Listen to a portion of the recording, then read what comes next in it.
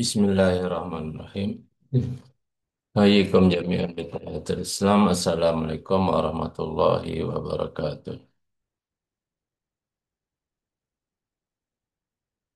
Innal hamdalillah nahmaduhu wa nasta'inuhu wa nastaghfiruh wa na'udzu billahi min syururi anfusina wa min sayyiati a'malina may yahdihillahu fala mudilla lahu wa may yudlil falan tajida lahu waliyyan mursyida wassalatu wassalamu ala rasulillah wa ala alihi washabihi ajma'in amma ba'du.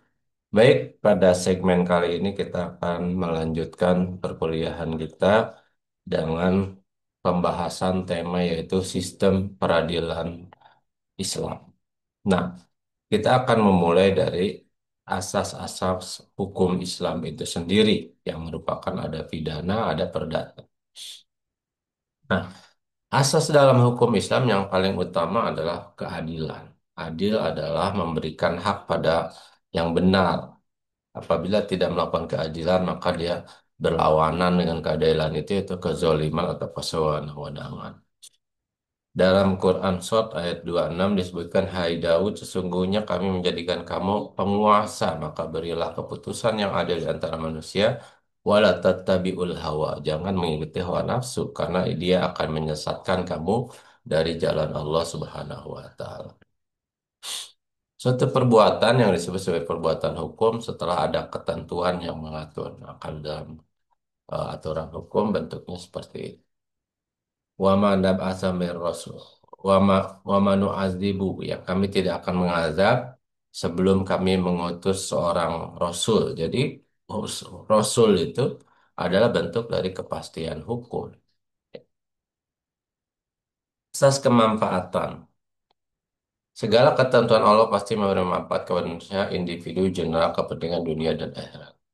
Katakanlah aku tidak berkuasa mendatangkan kemelaratan, kemanfaatan, melainkan apa yang diinginkan oleh Allah Subhanahu wa Ta'ala. Nah, berikutnya kita akan mengenal asas-asas hukum pidana. Hukum pidana sendiri adalah ketentuan atau hukum yang mencabut keharusan, kelarangan dari pelanggaran dan dikenakan sanksi hukuman terhadapnya. Tidak ada pelanggaran yang tidak ada hukuman sebelum peraturan undang-undang mengatur secara sah. Maka dalam konteks Indonesia misalnya, semuanya harus dibuat aturan perundang-undangan terlebih dahulu, baru dia sah dijalankan sebagai sebuah aturan. Dalam Quran Surat Al-Isra disebutkan kami tidak mengazab sebelum kami mengutus seorang Rasul. Asas larangan memindahkan kesalahan pada orang lain. Wala taziru waziratu wizra ukhra. Ya, itu disebutkan dalam surat Al-Isra, dan seorang yang berdosa tidak dapat memikul dosa orang yang lainnya. Jadi seorang pasti bertanggung jawab terhadap dirinya sendiri. Alaikum anfusakum, kata Al-Quran sebut. Bagimu diri kalian sendiri, la yadurrukum man dhalla in ihtadaitum. Tidak berdampak misalnya orang lain melakukan kesalahan atau kesalahan yang dibuat orang, kemudian Anda melakukan kesalahan dan menyalahkan kepada orang lain, ya, karena wala taziru wazratu wizra, seorang yang berdosa tidak dapat memikul dosa orang lain. Sebutkan juga bahwasanya orang berdosa tidak memikul dosa orang lain.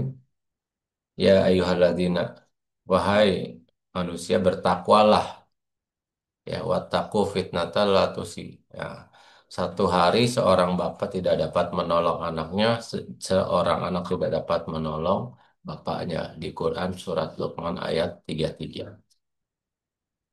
Asas praduga tak bersalah. Seorang tidak dapat dinyatakan bersalah sebelum ada ketentuan yang pasti tentang perbuatan yang bersangkutan dan sebelum terbukti kesalahannya. Rasulullah bersabda, tolaklah hukuman terhadap kaum muslimin selama kamu bisa. Maka jika ada jalan keluar, lepaskanlah dia, sebab seorang imam jika keliru memberikan ampunan lebih baik daripada menjatuhkan hukuman. Maka di sini muncul yang disebut asas praduga tak bersalah. Rasul bersabda, hindarilah hukuman selama kamu masih menemukan alasan untuk menghindarinya. Nah, asas-asas hukum pidana ini ada beberapa. Ada asas keadilan, ada asas manfaat, ya, mudarat, manfaat, ya, keseimbangan, asas kepastian hukum, memindahkan kesalahan. praduga tak bersalah, asas legalitas, asas berlaku surut. Artinya peraturan yang baru itu berlaku untuk peraturan yang baru, sementara peraturan yang lama tidak berlaku. Asas pemberian maaf, ya kan? Ada asas musyawarah, asas perlindungan terhadap korban dan sebagainya. Nah, dalam asas keadilan kita lihat Innallaha ya'murukum an tu'addul amanah wa idza hakamtum bainan nas an tahkumu bil adl. Supaya manusia itu menetapkan hukuman dengan adil. Di surat An-Nisa ayat 105 disebutkan juga, janganlah kamu menantang orang-orang yang tidak bersalah karena membela orang-orang yang khianat. Asas manfaat, surat An-Nisa pembunuhan tidak sengaja misalnya. Kita lihat di sini surat An-Nisa ayat 92-93. Orang yang melakukan pembunuhan tidak sengaja, maka dilakukan kepadanya adalah fatahrirur raqabah, membebaskan budak. Kan membebaskan budak itu memberikan manfaat, ya. Kalau di hukuman-hukuman tertentu misalnya hukuman fisik, ya, fisik yang bermanfaat bagi tubuhnya misalnya.